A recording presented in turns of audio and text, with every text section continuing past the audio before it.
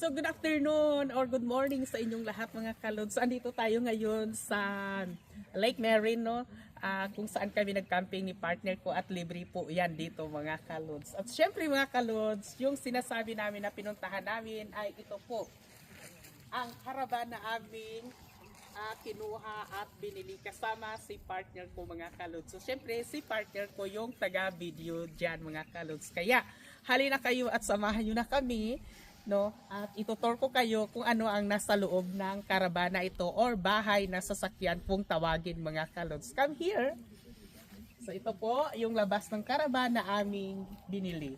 So ito po, halika kayo. So syempre itong pinto, no? Oh, so at saka syempre ito po ang loob ng karavan namin.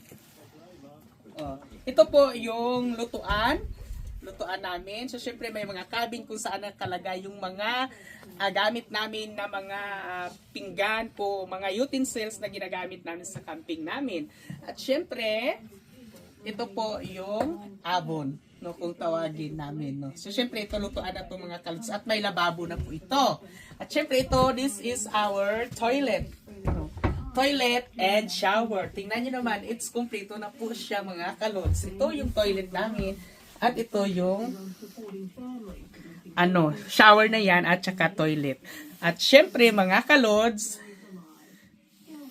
yan, o diba? Yan yung aming toilet dyan mga kalods. Kompleto na po talaga lahat, no? Kung saan kami magpunta ay dala-dala namin yung aming bahay mga kalods. O diba? Yan, o diba? Kompleto, ricados na pwede kayo mag-toothbrush dyan mga kalods. At syempre, no, ito po yung namin mga kalods. At saka ito yung ref namin. Syempre hindi pa siya kompleto mga kalods, no? Tingnan nyo ang ref ko. Kasi kakukuha lang namin.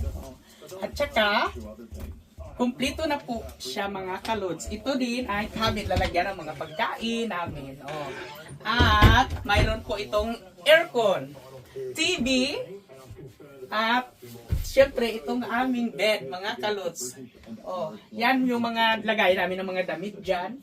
At syempre, no, kung kayo naiinitan mga kalods, pwede kayo mag-aircon. At saka may TV, may radio. At higit sa lahat, mayroon na po itong heater, mga kalods. Hindi ko na ipapakita yung heater. Nasa ilalim po kasi kung kayo po ay nilalamig, no, may gamit kayong heater. At syempre kapag kayo naman ay naiinitan, so syempre may aircon din ito mga kalods. Yung sabi ko nga po, syempre kompleto ricados na po ito lahat mga kalods. So, aming karavana or bahay na sasakyan na binili mga kalods. So, saan man kami magpunta, so dala-dala namin ito.